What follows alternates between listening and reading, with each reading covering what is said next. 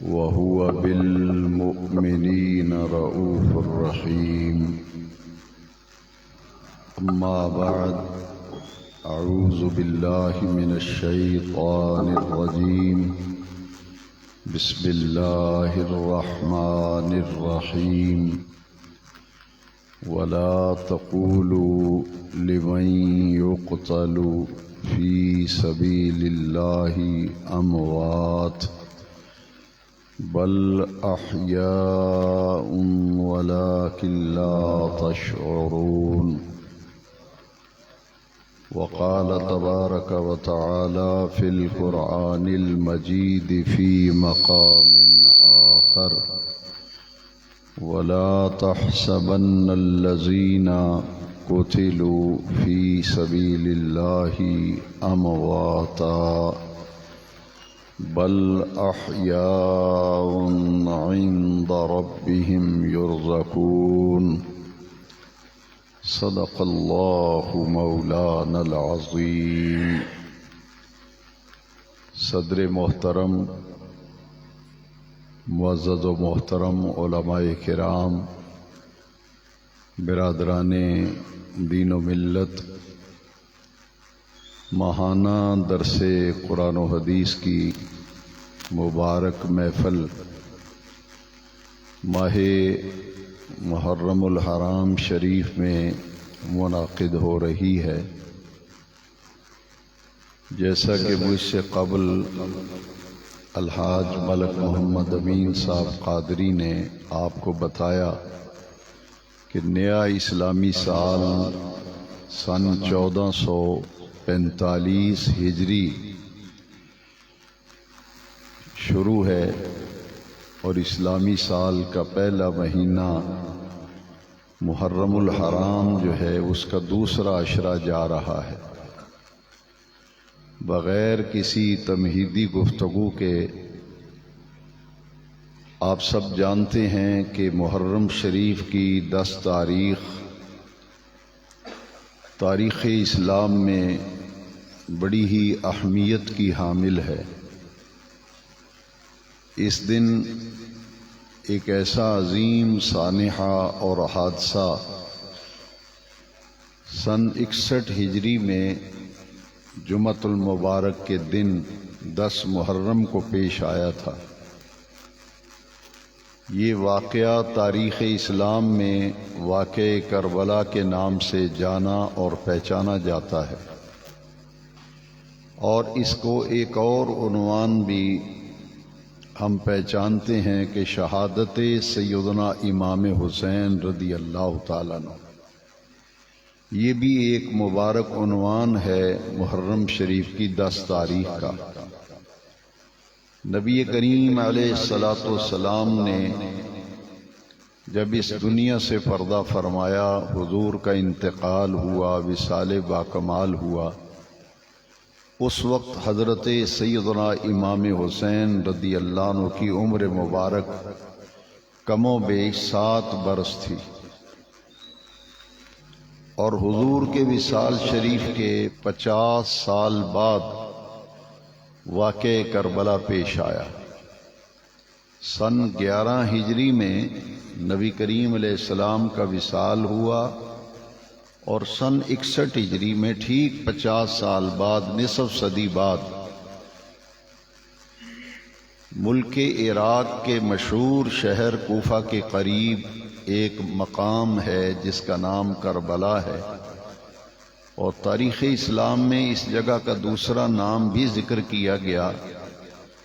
اس کا دوسرا نام میدان نینوا ہے. وہاں اہل بیت اطہار نے، نبی کریم علیہ السلام کے خاندان نے، شہادتوں کی ایک عظیم تاریخ جو ہے وہ رقم کی تھی. شہادت ایک بڑا ہی بلند منصب ہے، ایک بڑا ہی اعلیٰ مرتبہ ہے. تاریخ گواہ ہے لوگ شہادتیں پاتے رہے، ہر دور میں شہید ہوتے رہے اور قیامت تک شہداء ہوتے رہیں گے. لیکن قرآن مجید ان عظیم لوگوں کی رفت کو بیان کرتا ہے کہ جو اللہ کے راستے میں قتل کیے جائیں انہیں مردہ مت کہو، وہ تو زندہ ہیں لیکن تمہیں ان کی زندگی کا شعور نہیں۔ آج کے درس قرآن کے لیے قرآن مجید کی 2 آیتوں کو میں نے بطور عنوان تلاوت کیا ہے۔ ایک آیہ مقدسہ سورہ بقرہ میں ہے اور دوسری آیہ مقدسہ سورہ الانفال میں ہے۔ جو سورہ بقرہ کی آیت ہے اس میں فرمایا گیا کہ جو اللہ کے راستے میں قتل کیے جائیں انہیں مردہ نہ کہو، بل احیاء، وہ تو زندہ ہیں، ولکن لا تشعرون، لیکن تمہیں ان کی زندگی کا شعور نہیں۔ اور دوسری آیت کریمہ میں اللہ کے راستے میں قتل کیے جانے والوں کو مردہ گمان کرنے، مردہ تصور کرنے اور مردہ خیال کرنے سے بھی روکا گیا۔ 2 باتیں قابل توجہ ہیں کہ جو اللہ کے راستے میں قتل کیا جائے اس کا جنازہ پڑھ کے ہم اپنے ہاتھوں سے اسے دفن کریں۔ سورہ بقرہ میں قرآن نے فرمایا کہ انہیں مردہ نہ کہو، وہ تو زندہ ہیں، لیکن ان کی زندگی کو سمجھنے کے لیے جس شعور کی ضرورت ہے تمہارا دامن اس شعور سے خالی ہے۔ اور دوسرے مقام پر سورہ الانفال میں وَلَا تَحْسَبَنَّ الَّذِينَ قُتِلُوا فِي سَبِيلِ اللَّهِ أَمْوَاتًا، اس کو مردہ سوچنے، مردہ گمان کرنے، مردہ تصور کرنے اور خیال کرنے سے بھی رب ذوالجلال نے روک دیا۔ وہاں بھی وہی لفظ استعمال فرمائے جو سورہ بقرہ میں آئے ہیں، بل احیاء، وہ تو زندہ ہیں، لیکن وہاں ایک بات کا اضافہ کیا گیا، عند ربہم یرزقون، کہ شہید کی زندگی اتنی عرفہ و اعلیٰ ہے کہ اسے رب کے پاس رزق دیا جاتا ہے۔ یہاں قتیل کا لفظ آیا ہے کہ جو اللہ کے راستے میں قتل کیے جائیں، مارے جائیں، یہ مفہوم بیان کیا گیا دونوں آیتوں میں، لیکن ہم ان کے لیے شہید کا لفظ استعمال کرتے ہیں۔ جو قتیل فی سبیل اللہ ہے اسے مسلمان اپنی زبان میں شہید کہتا ہے، اس لیے کہ یہ بات تمام سامعین کے ذہن میں موجود ہونی چاہیے کہ اس کے لیے جو شہید کا لفظ ہم استعمال کرتے ہیں، یہ نبی کریم علیہ السلام نے یہ لفظ استعمال فرمایا ان لوگوں کے لیے جو اللہ کے راستے میں قتل کیے جاتے ہیں۔ یہ حدیث شریف بخاری شریف میں موجود ہے۔ نبی کریم علیہ السلام نے فرمایا من قتل فی سبیل اللہ فہو شہید، جو اللہ کے راستے میں مارا جائے، قتل کیا جائے، وہ شہید ہوتا ہے۔ لہذا اللہ کے راستے میں قتل کیے جانے والے، مارے جانے والے، جان کی قربانی دینے والے، ان کے متعلق نبی کریم علیہ السلام نے ہمیں تعلیم دی اور بتایا من قتل فی سبیل اللہ فہو شہید، جو اللہ کے راستے میں جان کی قربانی دیتا ہے، جان کی بازی لگاتا ہے، اسے شہید کہتے ہیں، شہید۔ اور شہید کا تصور بڑا اعلیٰ ہے، وہ جان دیتا ہے نا اللہ کے راستے میں، تو کیوں جان دیتا ہے؟ اس لیے کہ شہید کا ایمان اور عقیدہ اس اعتبار سے بڑا پختہ ہوتا ہے کہ یہ جو میں جان کی قربانی دے رہا ہوں اس میں میرا کیا کمال ہے، میری تو کوئی خوبی نہیں، کوئی کمال نہیں، کیونکہ جان تو اللہ کریم کی امانت ہے ہمارے پاس، تو جان اسی رب کریم نے دی ہے۔ لہذا شہید جب جان قربان کرتا ہے، شہید کیا جاتا ہے، قتل کیا جاتا ہے، تو بحیثیت مسلمان اس کا عقیدہ بڑا پختہ ہوتا ہے کہ جان دی، جان دی ہوئی اسی کی تھی، جان دی ہوئی اسی کی تھی، حق تو یہ ہے کہ حق ادا نہ ہوا، کہ میرا اس میں کیا کمال ہے، رب کریم کی جان عطا کی ہوئی ہے، اس کی بخشی ہوئی، اس کی دی ہوئی حیات و زندگی ہے، جان ہے، میں نے اسی کے راستے پہ قربان کر دی۔ یہ بات سمجھ لینے کے بعد اب آگے جو اہم بات ہے وہ یہ سمجھنی ہے چونکہ وقت بہت مختصر ہے کہ شہید ہوتے رہے، ہوتے ہیں، ہوتے رہیں گے، لیکن یہ ذرا تصور کیجئے کہ ان شہداء کا مقام کیا ہوگا جن کو زبان رسالت سے شہید ہونے کی سند ملی ہے۔ بہت سی پارٹیاں ایسی ہیں، سیاسی پارٹیاں، سیاسی اسی طرح مذہبی فرقے اور جماعتیں ہیں، جس جماعت کا کوئی آدمی قتل ہوتا ہے وہ اسے شہید کہتے ہیں، پتہ نہیں وہ شہید ہے یا نہیں، لیکن اسے وہ پارٹی والے کہتے ہیں یہ ہمارا بندہ مارا گیا، یہ شہید ہے۔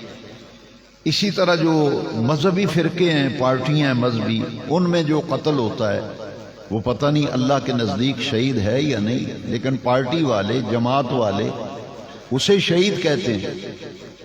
ان تمام جن کو ہم اپنی زبانوں سے شہید کہتے ہیں، ان قطعی عقیدہ تو نہیں ہے نا کہ واقعی یہ شہید ہے، کیونکہ اللہ کو معلوم ہے، لیکن جس ہستی اور جس شخصیت کو زبان رسالت سے شہید کا ٹائٹل مل جائے اس کے شہید ہونے میں شک کیا جانا ہی ممکن نہیں۔ جس کو حضور شہید فرما دیں اس کے شہید ہونے میں کوئی شک ہو سکتا ہے؟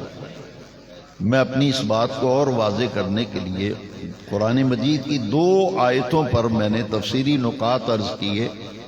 اب ان دونوں آیتوں کا مفہوم سمجھنے کے لیے ہمیں ایک حدیث شریف کی احتیاج ہے، ضرورت ہے۔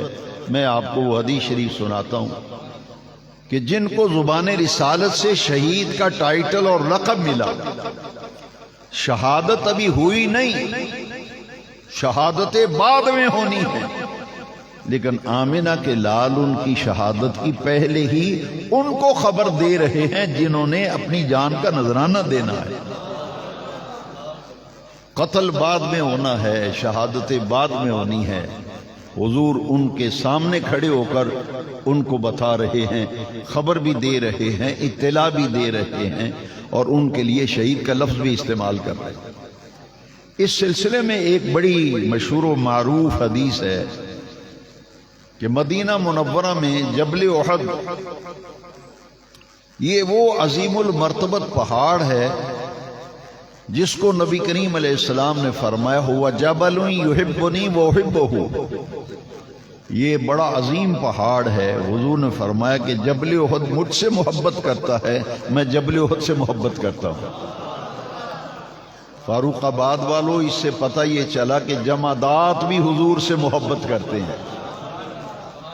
آپ تو انسان ہیں، اشرف المخلوقات ہیں، اللہ نے ہمیں اپنے پیارے محبوب کریم کا پیار عطا کیا ہے، محبت عطا کی ہے، لیکن ہمارے آقا و مولا کا یہ بلند مرتبہ اور مقام ہے کہ جمادات، پہاڑ جمادات میں سے ہے۔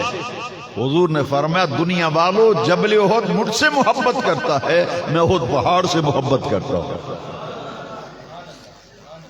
اور جس سے آپ محبت کرتے ہیں، اب اگر آپ کے گھر میں آ جائے تو آپ کو خوشی ہوگی یا نہیں؟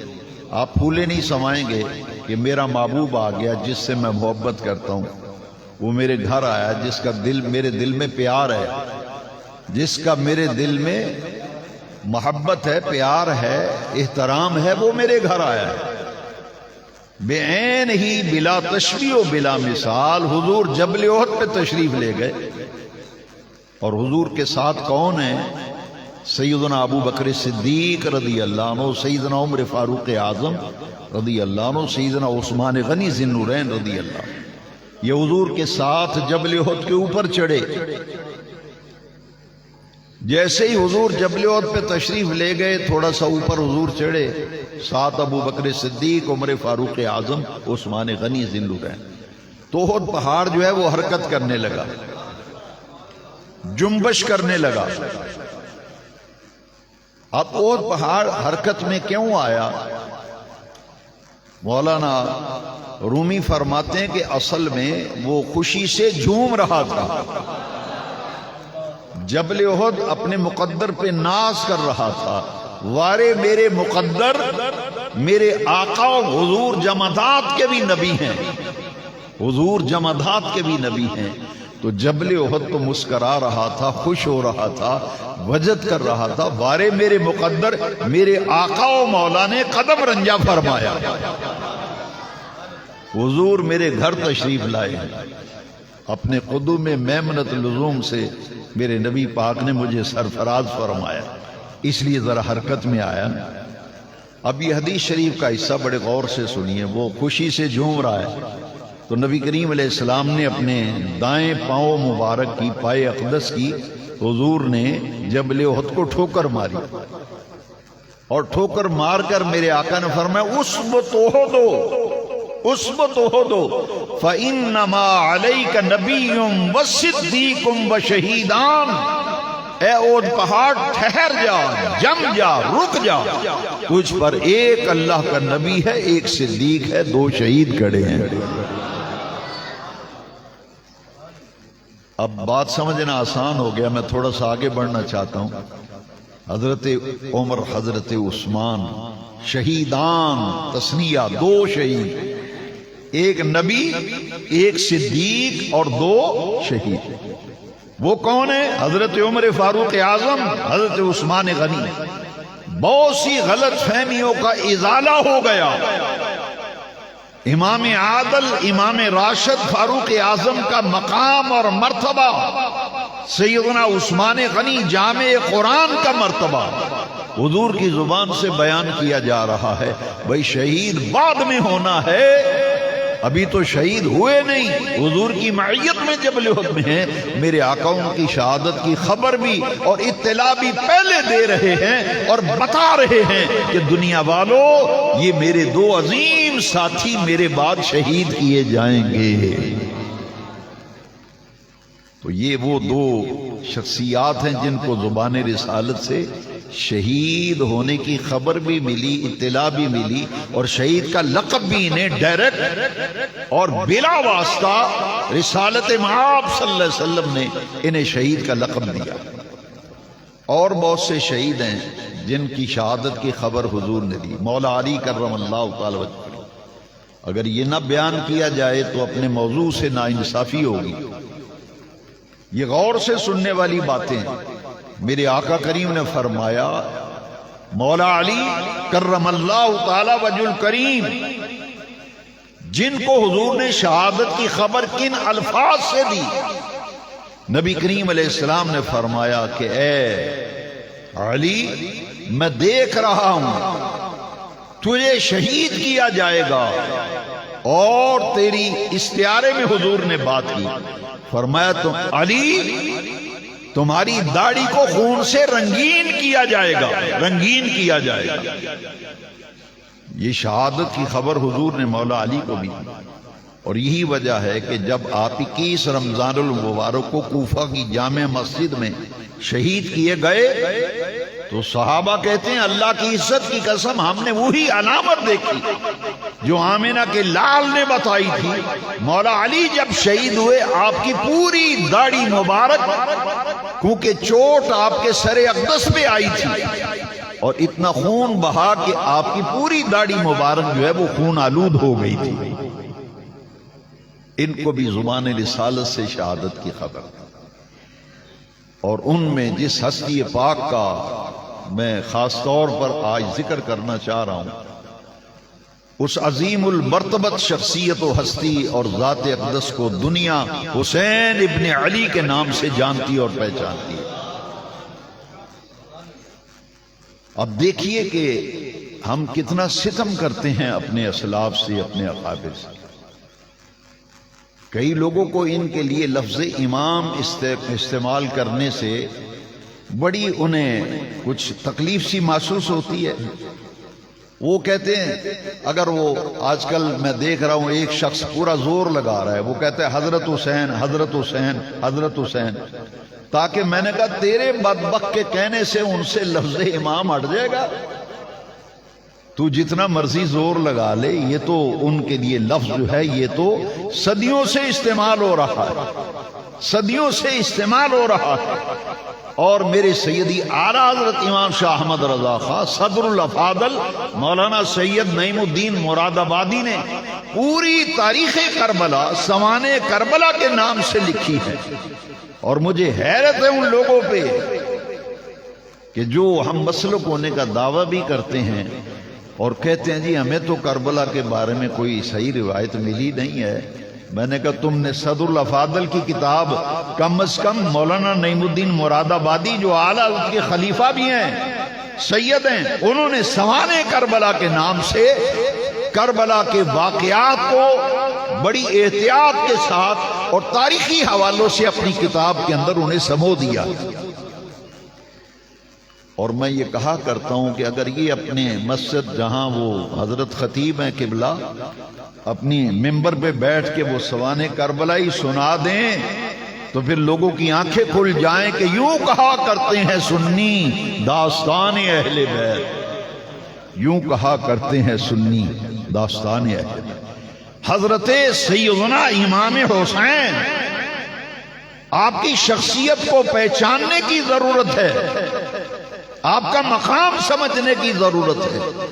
تاریخ کے حوالوں سے جب بھی آپ واقعہ کربلا کو سمجھنے کی کوشش کریں گے، آپ کے قدم قدم پر گمراہ ہونے کا خطرہ موجود رہے گا۔ لیکن اگر واقعہ کربلا کو اور میرے حسین پاک کی شخصیت کو اگر آپ قرآن اور حدیث کی روشنی میں سمجھیں گے تو اللہ کی عزت کی قسم قیامت تک آپ صراط مستقیم سے ہٹ نہیں سکتے۔ میں اس حوالے سے دو تین حدیثیں، چونکہ وقت اتنا ہی ہے، دو تین حدیثیں میں صرف عرض کروں گا، وہ آپ پوری توجہ سے ذرا سماعت فرمائیں۔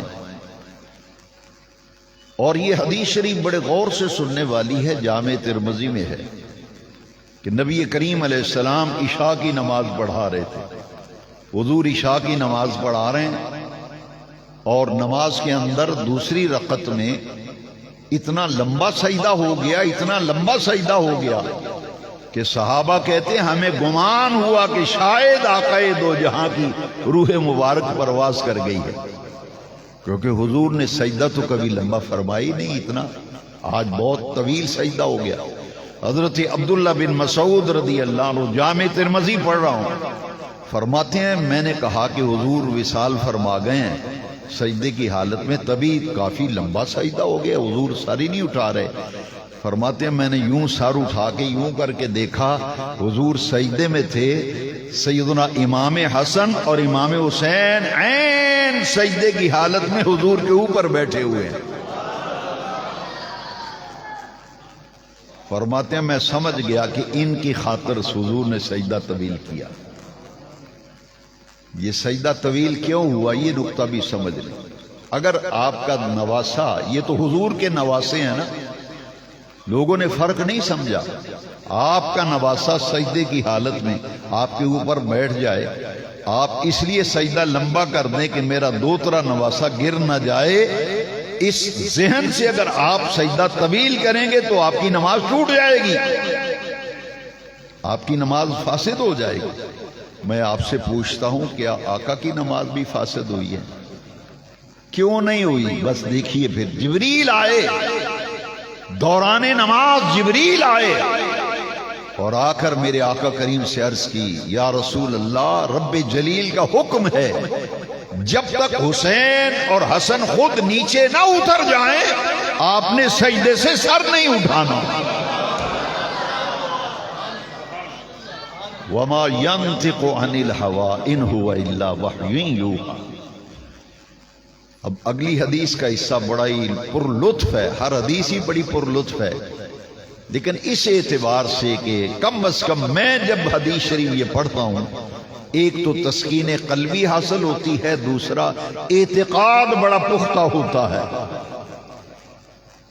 جب حضور نے سلام پھیرا تو صحابہ حضور کے آس پاس بیٹھ گئے۔ حضور سے عرض کی کہ حضور آپ کو حسن حسین سے اتنی محبت ہے کہ ہم نے دیکھا کہ آپ نے ان کی خاطر سجدہ بھی طویل کر دیا لمبا۔ اور آپ کے اوپر بیٹھے رہے. آپ اس لیے نہیں سر اٹھا رہے تھے کہ حسن اور حسین گر نہ جائیں. لگتا ہے آپ کو حسن حسین سے بڑی محبت ہے. آقا آپ ان دونوں سے بہت پیار کرتے ہیں. حضور فرمایا ہاں مجھے ان دونوں سے بہت محبت ہے, مجھے ان دونوں سے بہت پیار ہے. یہ حضور نے اس موقع پر فرمایا, یہ بیان نہیں کیا جاتا, یہ کس موقع پر فرمایا تھا. تمام سامعین سے میں یہ توقع کروں گا کہ وہ یہ بات نوٹ کریں کہ حضور نے اس موقع پر جب صحابہ نے پوچھا حضور آپ کو حسن حسین سے بہت محبت ہے, فرمایا تم محبت کی بات کرتے ہو, سنو, تم صرف محبت کی بات کرتے ہو, سنو, حسین منی وانا من حسین, حسین مجھ سے ہے میں حسین سے ہوں. اگر خیانت نہ کی جاتی پوری حدیث بیان کی جاتی, آج نقشہ ہی کو اور ہوتا. حضور آپ کو بہت محبت ہے, فرمایا تم محبت کی بات کرتے ہو, سنو, حسین منی وانا من حسین, حسین مجھ سے ہے میں حسین سے ہوں. صحابہ مچل گئے, صحابہ مچل گئے.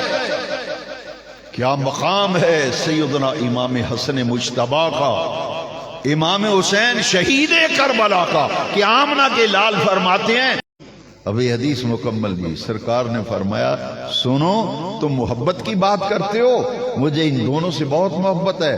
اور میں پھر سنو, اللہم انی احبہما, اے اللہ میں حسن اور حسین سے محبت کرتا ہوں, فاحبہما, یا اللہ تو بھی ان دونوں سے محبت فرما, فاحب من یحبہما, اور جو میرے حسن اور حسین سے محبت کرے تجھے تیری عزت و کبریائی کی قسم تو اس سے بھی محبت کرنا جو میرے حسنین سے محبت کرنے والے.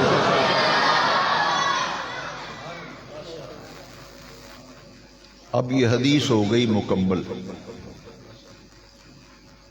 ایک حدیث شریف جو بہت سے سوالات جو آپ کے ذہنوں میں اٹھتے ہیں, تقریریں سن کے, مجلسیں سن کے,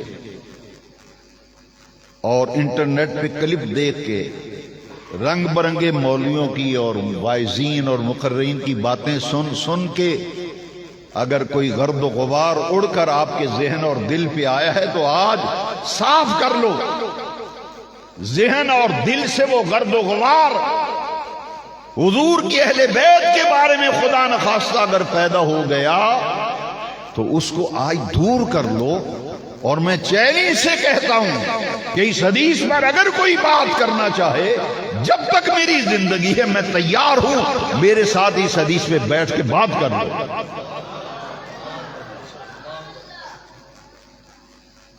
میں نے زندگی میں پہلی مرتبہ اوقاف والی مسجد میں آیا تھا, غالباً 8 محرم شریف کو. حاجی صاحب قبلہ نے مجھ سے ٹائم لیا تھا, حاجی محمد شریف چشتی صاحب نے, میں آیا تھا وہاں. زندگی میں پہلی مرتبہ میں نے بیان کی, کیونکہ میں نے بہت سی کتابوں کی پھولا بھالی کی, تو یہ نقطہ زندگی میں پہلی مرتبہ میرے سامنے آیا اور میں نے وہ تمام حوالے انڈر لائن کر لیے ہیں. میں پوری طرح تیار ہوں بات کرنے کے لیے بحمد اللہ. میرے آقا کریم آدھی حدیث لوگ سناتے رہتے ہیں, پوری بات بیان نہیں کرتے. حجت الوداع آپ سب جانتے ہیں جو میرے درس میں آتے رہتے ہیں کہ حضور نے ساری حیات طیبہ میں ایک ہی حج فرمایا. نبی کریم نے کتنے حج کیے تھے؟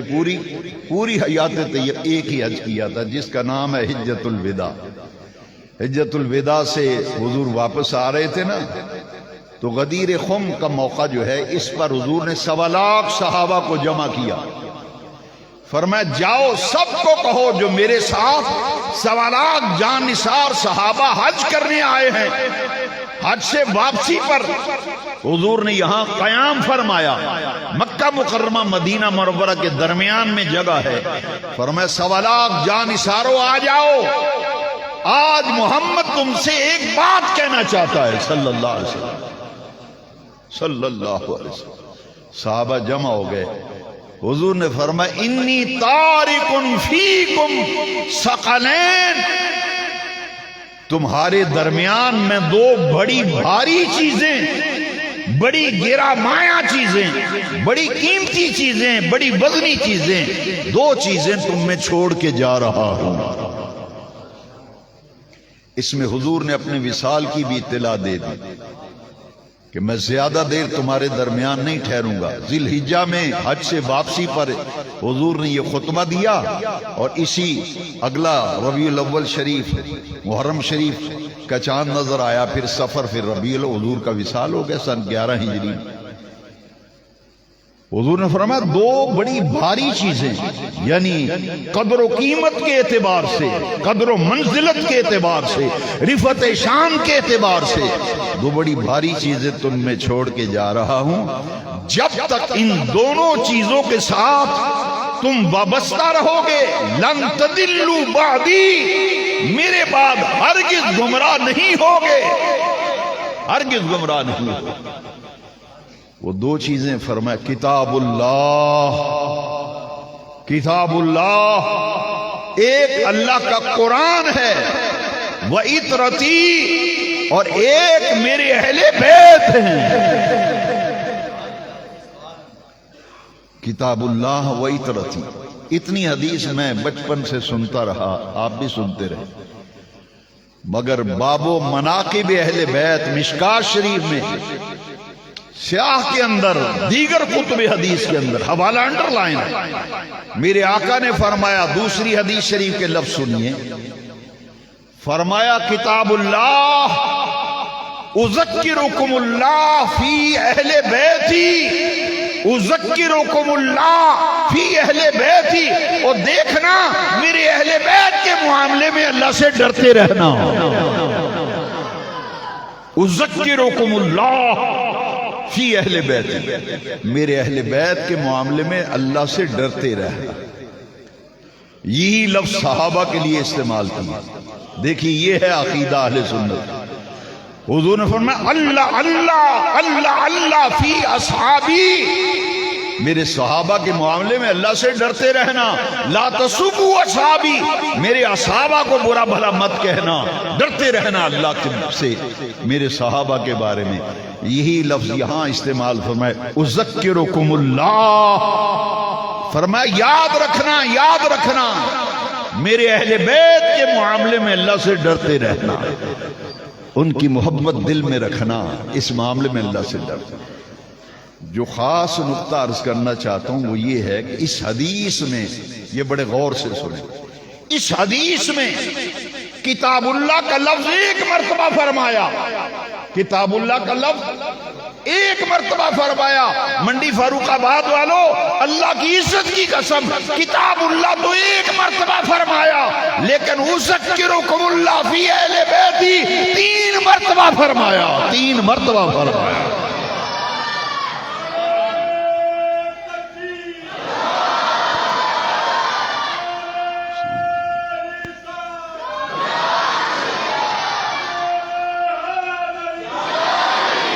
اذکرکم اللہ، میرے آقا جانتے تھے، حضور جانتے تھے کہ قرآن کے بارے میں، قرآن کے بارے میں وہ بات امت میں دیکھنے میں نہیں آئے گی جو اہل بیت کے بارے میں آئے گی۔ اس لیے کتاب اللہ تو حضور نے ایک مرتبہ فرمایا، قرآن کے ساتھ وابستہ رہنا ایک مرتبہ فرمایا۔ اہل بیت کی باری آئی تو فرمایا اذکرکم اللہ فی اہل بیتی، اذکرکم اللہ فی اہل بیتی، اذکرکم اللہ فی اہل بیتی۔ او لوگو، میرے اہل بیت کے معاملے میں اللہ سے ڈرتے رہنا۔ تو آپ کتنے خوش نصیب ہیں کہ آپ کو صحابہ کی محبت بھی ملی اور اہل بیت کی محبت بھی۔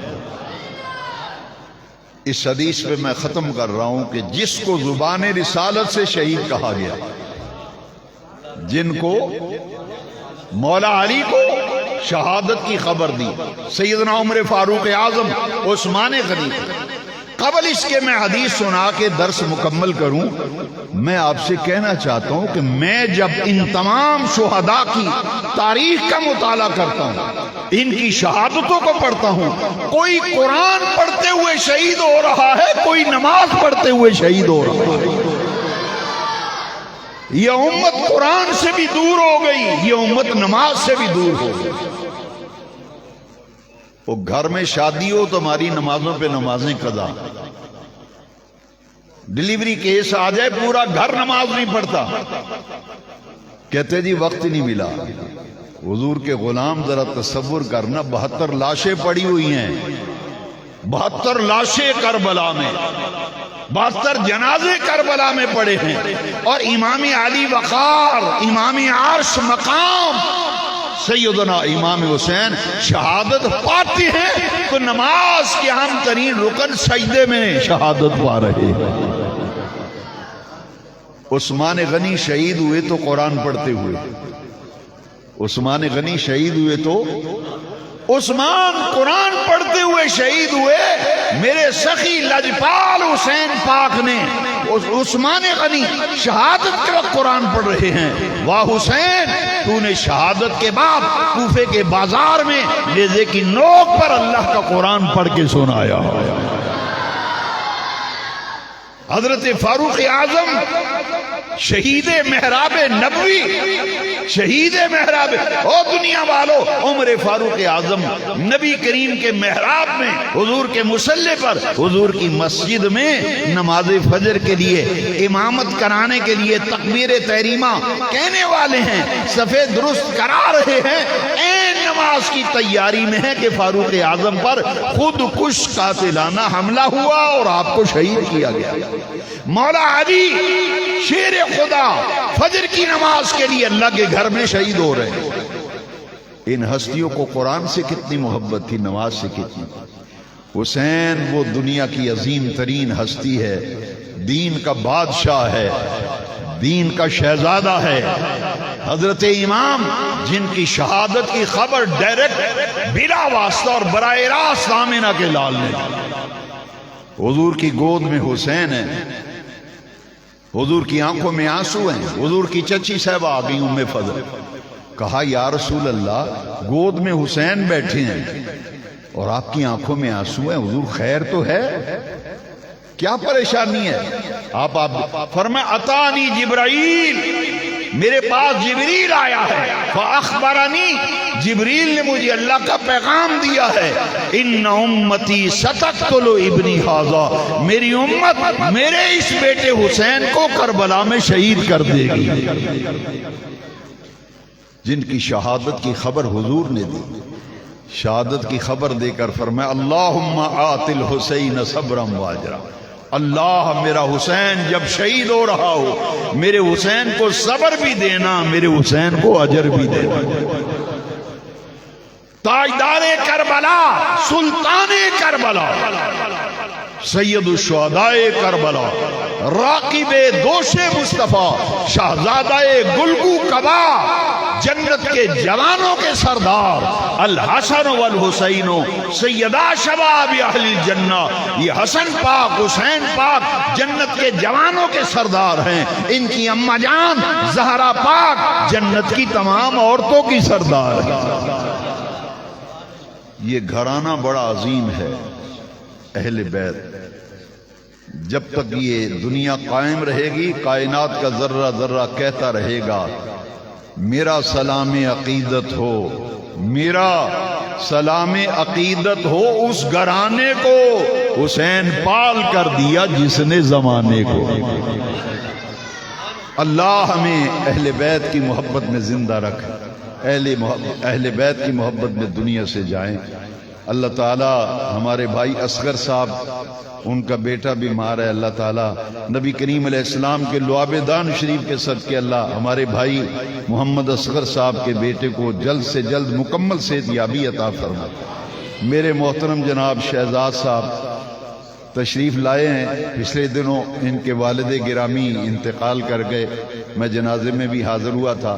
میں چاہوں گا اتنے عاشق رسول جمع ہیں، محبان صحابہ و اہل بیت ہیں، ہم سب مل کر جناب شہزاد صاحب کے والد گرامی ان کے لیے فاتحہ خوانی کرتے ہیں اور دعائے مغفرت، ایک مرتبہ سورہ فاتحہ، 3 دفعہ سورۃ اخلاص، ایک مرتبہ درود شریف پڑھ کے میرے